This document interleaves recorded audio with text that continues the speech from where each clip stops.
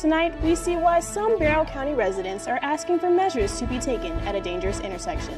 Then, we explore how 12-year-olds could soon be eligible for COVID-19 vaccinations.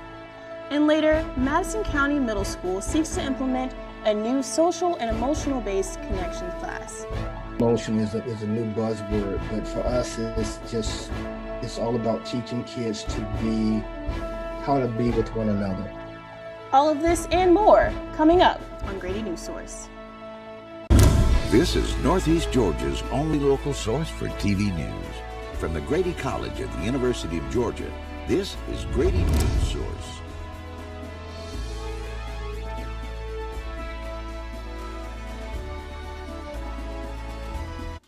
Good evening, I'm Jessica Green, and welcome to tonight's Grady Newsource.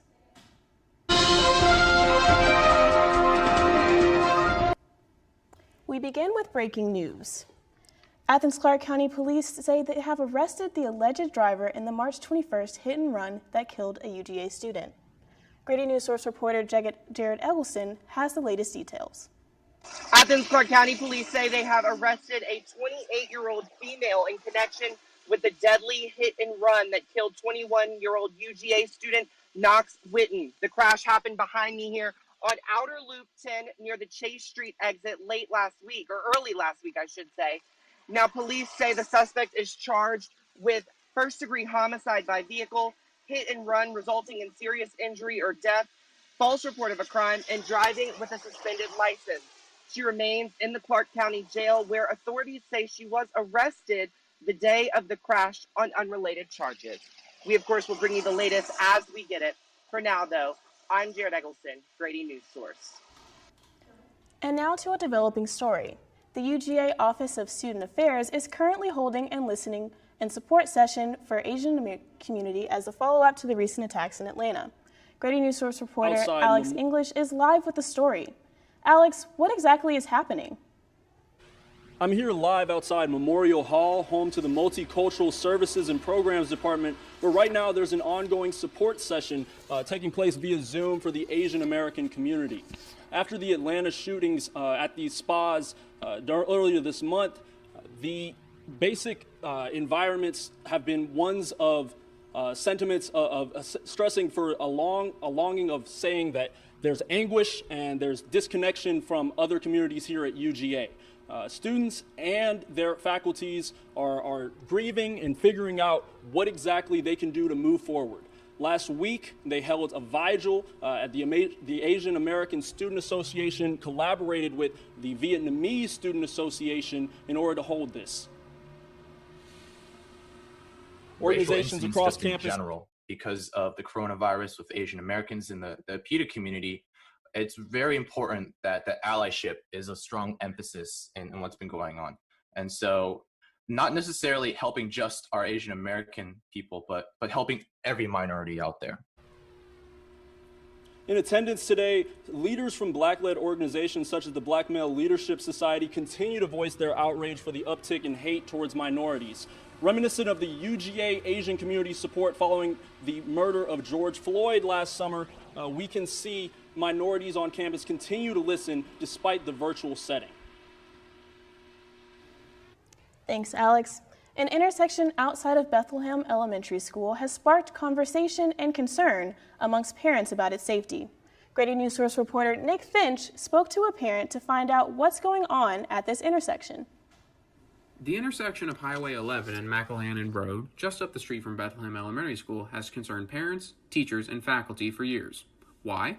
Because it's a major intersection with no traffic lights, just two stop signs located on both sides of McElhannon Road. Drivers on Highway 11 are not required to slow down at any point.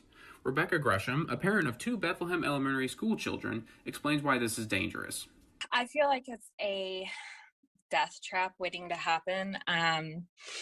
Like I said, there's semi-trucks, there's a blind curve, probably like 100 yards from the intersection. Gresham says in her experience, accidents are common at this intersection, and a near-crash incident involving her and her own children was part of the motivation to start a petition to the Georgia Department of Transportation, which has received more than 400 signatures so far. Natalie Dale, who works for the Georgia Department of Transportation, says that the DOT has heard the residents' calls for traffic lights. The department just did a study on this intersection last month, and she says it is in the developmental phase of a plan to fix the issue. We are moving forward with a project at this intersection in the design phase. And of course, you have to go through design, right-of-way purchase. So we're talking about 2 or so years out, probably construction completed in the fiscal year 2024. However, she explains that traffic lights may not be the best option and that the department is going with what's called an offset T road. Signalized intersections seem like the easy choice. They seem like the right choice. Just put up a signal. But again, if it's not in the right circumstance, then we are creating more dangerous road conditions and the possibility for more fatalities. Traffic fatalities, a concept Gresham is sadly familiar with. She says she lost her nephew to a car accident, not at this intersection, but on GA 316. She says that if she can help even one family from having to go through the same thing, that she is proud to do so. Nick Finch, Grady Newsource. Today, Pfizer announced results of a pivotal COVID-19 vaccine study in adolescents. The company claims their vaccine showed a 100% efficacy in participants ages 12 through 15 and was well tolerated. Pfizer plans to submit this data to the FDA as soon as possible to request expansion of the emergency use authorization for their vaccine. Dr. Cynthia Shepard is attending side effects were the same at the Athens Regional Medical Center, shares her excitement about the results and dispels some concerns parents may have. All the safety concerns and the side effects were the same as in the adult population. So most common will be that arm soreness. Some may have fever, chills, fatigue, headache. Again, I just tell my patients, way better than COVID. Albert Borla, chairman and CPO of Pfizer, hopes to start the vaccination of this age group before the next school year. Madison County is anticipating nearly $5.8 million in funding from the American Rescue Plan Act. According to the National Association of Counties, Grady Newsource reporter Jillian McIntyre tells us how the county plans to figure out how to use that money. These funds are being given to every county in America, and potential use for the federal stimulus is currently being discussed. Higdon says some of the aid could be used to consider a sewer plant on Highway 72. Sewer is going to be a key part of one of the key parts for attracting industry to the county. Higdon says the second key part is using the stimulus funds to provide broadband to the county. Access to the internet across the county is poor, which has made virtual learning during the pandemic difficult. Higdon says the stimulus funds are important to helping the county's industry and citizens solve numerous problems that the county faces on a daily basis. And it will attract business. It will attract industry. For Grady Newsource, Jillian McIntyre. Flood maps in Athens-Clarke County are changing, in turn affecting more than 360 buildings in the community. Joseph Martinez is the environmental engineer and project manager who oversaw these changes, and he has suggestions for all residents. For folks to go out and look at those maps, go to www.georgiadfirm.com, type in their address, and see their flood risk. Even if they feel like they're not in a flood zone, everyone is in a flood zone. It's just whether they're in a high-risk area or a lower-risk area. So if everybody could just spend a few minutes looking at that, they'll know. They'll be able to better protect themselves in the future. Athens-Clarke, the community officials there, they are reaching out to certain subgroups within the county talking about this process and specifically linking back to that webpage that I mentioned earlier. To see what areas will change and learn about your insurance options, visit the website below. Oconee County remains high in community transmission of the virus, with a total of 86 cases reported in the last 2 weeks. How are schools handling this? Grady Newsource reporter Kelly Venegas has more. In Oconee County Schools' weekly status report, there is now a total number of 17 COVID-19 cases and 83 active quarantines. Because the board has not mandated masks, some parents are concerned for the safety of their students. Katie Diaz has 2 daughters that are in the Oconee school system, and though she loves how recognized the school has been because of their academic achievements, she says she wants a mask mandate. I was very disappointed that there was not a mask mandate, Diaz said. I addressed the school board in an open meeting, along with other parents, to request masks be mandatory. Parents are not the only ones that believe that those who attend in-person instruction should wear masks. The risk manager officer at Athens Neighborhood Health Center says that in order for the number of cases to go down, the school system needs to follow CDC guidelines and wear a mask. I probably think that because some people have had their immunization, that everything is A-OK now without having to keep in mind the precautions that were put before us in the beginning of it. After the break, summer is right around the corner. We take a look at what this means for meals for Jackson County students. There's a lot of fear in coming back to school. I'm a 40-year-old man that walked in there to get his high school diploma. It was very hard for me, but one of the teachers was Miss Araceli. She gave me direction. Every single time I had a question, she'll put down whatever she's doing and she'll sit there with you until you get it. 50% of getting your high school diploma is walking through those doors. The other 50% is doing the work. Find free adult education classes near you at finishyourdiploma.org. Is your family in need of more quality time together? Hello, I'm Dr. Spruce. Nature is best enjoyed together. So bring the whole family to discover all the bonding and stress-reducing benefits parks and forests have to offer. Visit discovertheforest.org and trade in phone time for family time. Birds, squirrels, chipmunks, grass, worms, bugs, trees, rocks, and other objects in nature cannot talk. If you'd like to have a conversation while visiting nature, you will need to bring humans along. We strongly recommend starting with your family.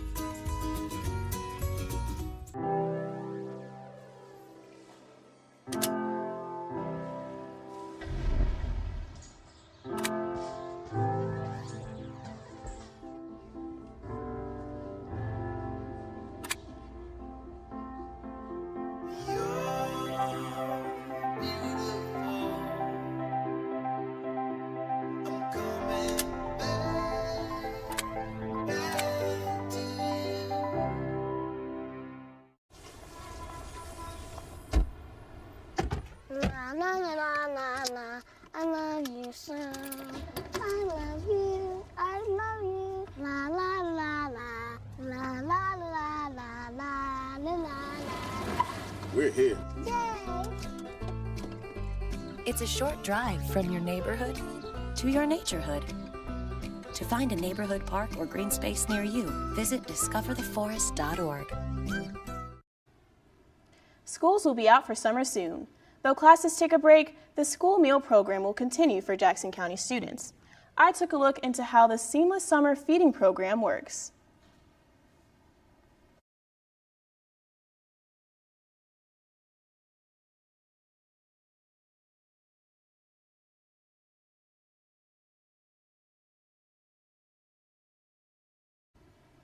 We apologize for those technical difficulties.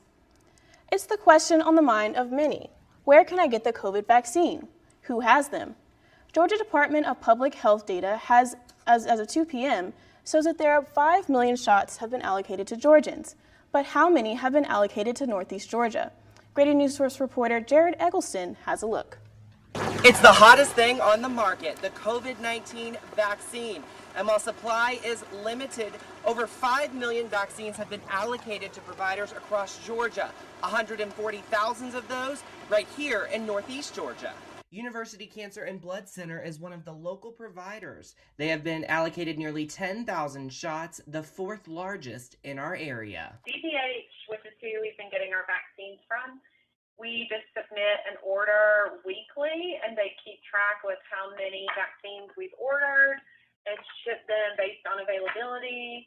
The clinic is not only ensuring their patients are protected, but also that their caregivers and other community members are able to get their shot. We've done a number of different community vaccination sites. The only hurdle for the clinic? Space, but they think they have the solution for that. For example, we have a drive-through clinic coming up where Patients don't even have to get out of the car. They come in, they drive through. So who has received the most doses in our area? Data from the Department of Public Health shows us that Clark County Health Department has gotten the largest allocation, followed by Piedmont Athens Regional Hospital, Jackson County Health Department, University Blood and Cancer Center, and the University of Georgia Health Center. And if you are still looking for a shot, UCBC says to keep an eye on their website. That's universitycancer.org, as they will be posting more vaccine clinics on their website there. And if you would like to look and see which pharmacies and doctors' offices have been allocated shots, you can have a look at that over on our website. That's Grady Newsource. For now, though, in Athens, I'm Jared Eggleston, Grady Newsource. Live in Oconee County and went.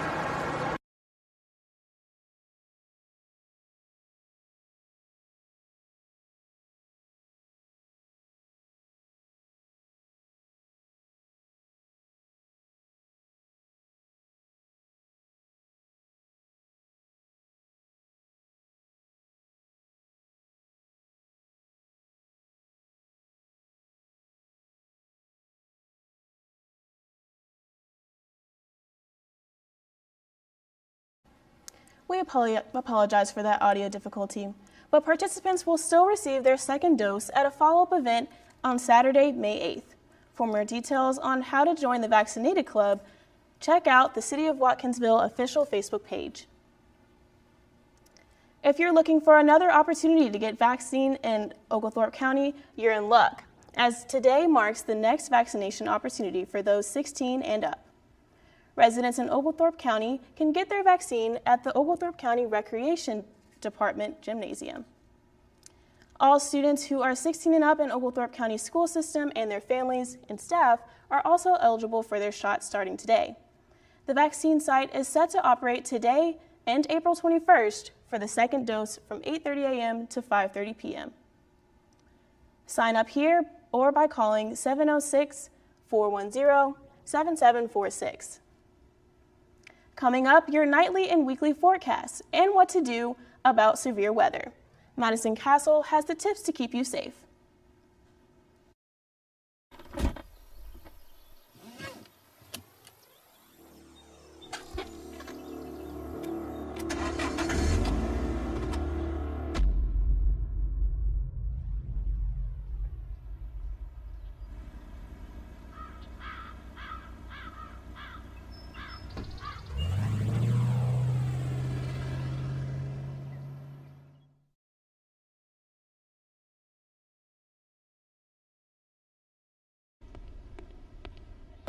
Can I tell you a cat joke?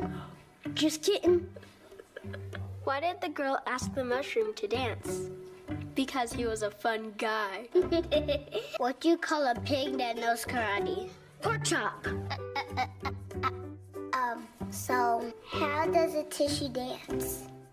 Put a little boogie on it.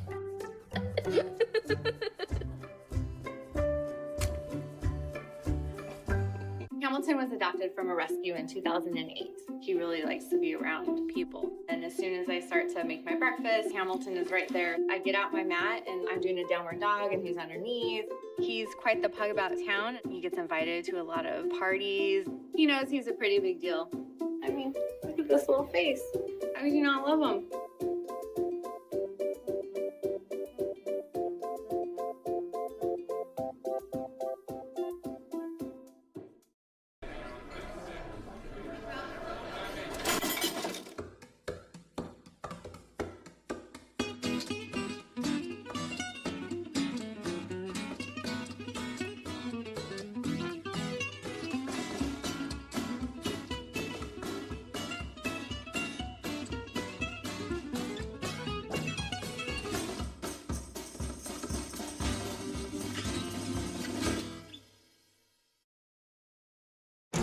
And now, the weather.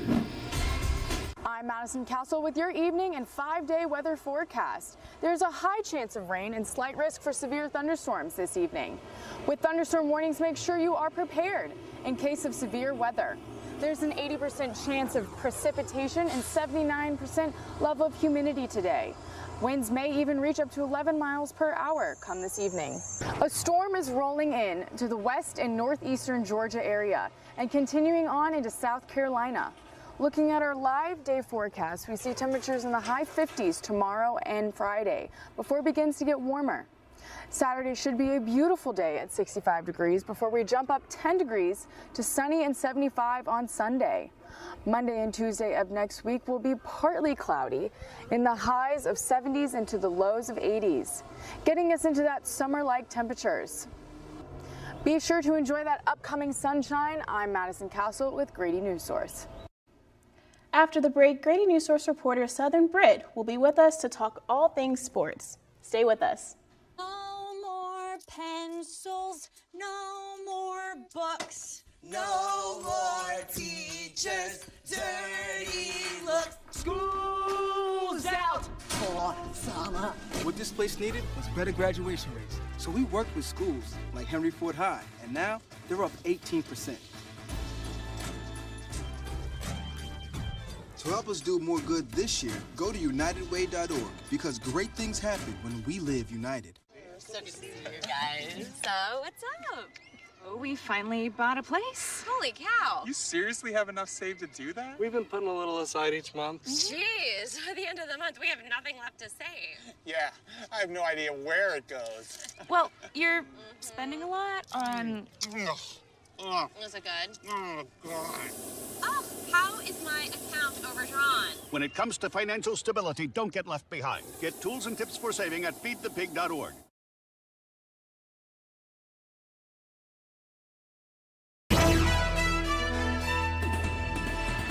And now, sports. Hello, I'm Southern Brit with your Grady Newsource Sports.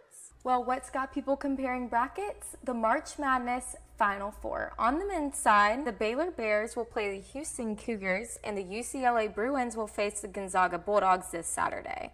And on the women's side, the semifinal includes the Arizona Wildcats versus the Yukon Huskies and the South Carolina Gamecocks versus the Stanford Cardinals this Friday. Next, let's take a look at baseball. The 2021 Major League Baseball opening day begins tomorrow. As the season kicks off across the country, the National League East Philadelphia Phillies will be hosting the Atlanta Braves, being one of 15 teams across the National League to welcome home fans into their stadiums tomorrow. In most cases, being the first time to welcome fans back into their home stadiums since the COVID-19 pandemic.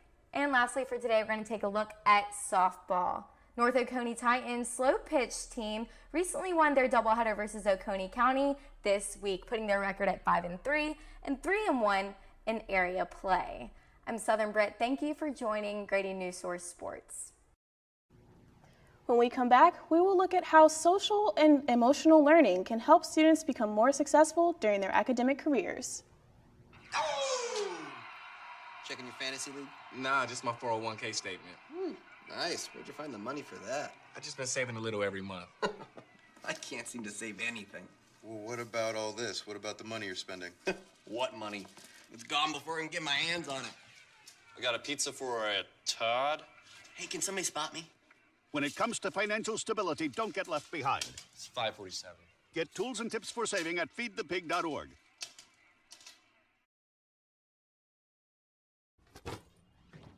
Hart, what's going on? I'm leaving. Why?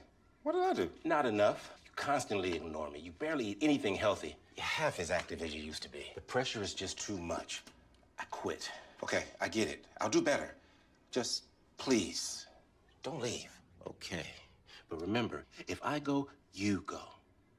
Listen to your heart. Don't let it quit on you. Uncontrolled high blood pressure could lead to stroke, heart attack, or death. Get yours to a healthy range before it's too late. Madison County Middle School is looking at implementing a new connection class. Grady Newsource reporter Adalberto Solis has more on how this could possibly benefit students. Is a new buzzword, but for us, it's all about teaching kids how to be with one another. Madison County Middle School is looking at implementing a social-emotional learning connection class for students. Social-emotional learning, or SEL for short, is, quote, a process which young people and adults acquire knowledge, skills, and attitudes to develop a healthy identity and emotion, achieve personal collective goals, feel and show empathy towards others, and makes responsible decisions, end quote. Dr. Daryl Bailey specializes developing enrichment programs for children and teens, and one of those programs is social-emotional learning activities. They develop social emotional lessons that they deliver to middle school students once a week. Social emotional learning has been shown to improve achievement, increased awareness to be kind and shared, be more excited about school, and reduce stress and depression.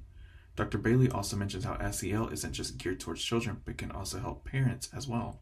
Gradually, when they start seeing their kids have some success, and that success turns into kids behaving better at home, you no longer have to fight with them to do your homework. Along with helping students understand the people they're around, SELs also increase the likelihood that children graduate from high school and prepare them for success in higher education environments. Dr. Bailey says that he uses SEL to discuss political issues such as immigration and policing that primarily affects students of color, and he wants his students to understand that people around them might be going through a rough situation, and that it's important to show empathy and compassion.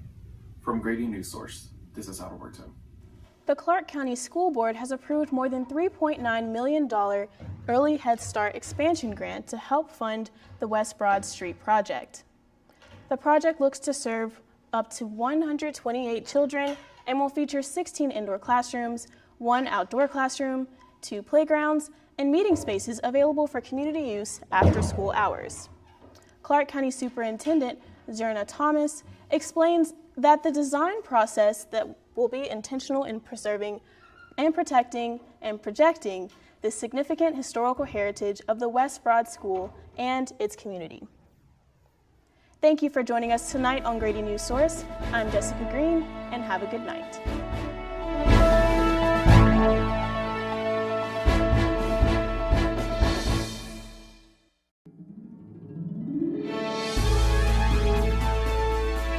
Grady Newsource is a student production of the Grady College of Journalism and Mass Communication at the University of Georgia, which is solely responsible for its contents. Views expressed do not represent those of the administration nor the Board of Regents at the University System of Georgia.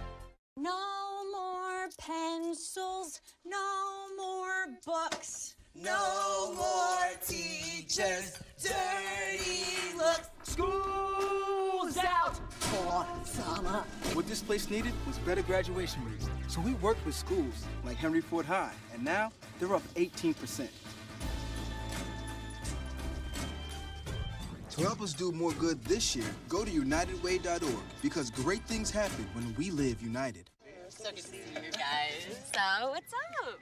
Oh, we finally bought a place. Holy cow. You seriously have enough saved to do that? We've been putting a little aside each month. Jeez, at the end of the month, we have nothing left to save. Yeah, I have no idea where it goes. Well, you're spending a lot on... Is it good? Oh, God. Oh, how is my account overdrawn? When it comes to financial stability, don't get left behind. Get tools and tips for saving at feedthepig.org. Checking your fantasy league? Nah, just my 401k statement. Nice. Where'd you find the money for that? I've just been saving a little every month. I can't seem to save anything. Well, what about all this? What about the money you're spending? What money? It's gone before I can get my hands on it. I got a pizza for a Todd. Hey, can somebody spot me? When it comes to financial stability, don't get left behind. It's 547. Get tools and tips for saving at feedthepig.org.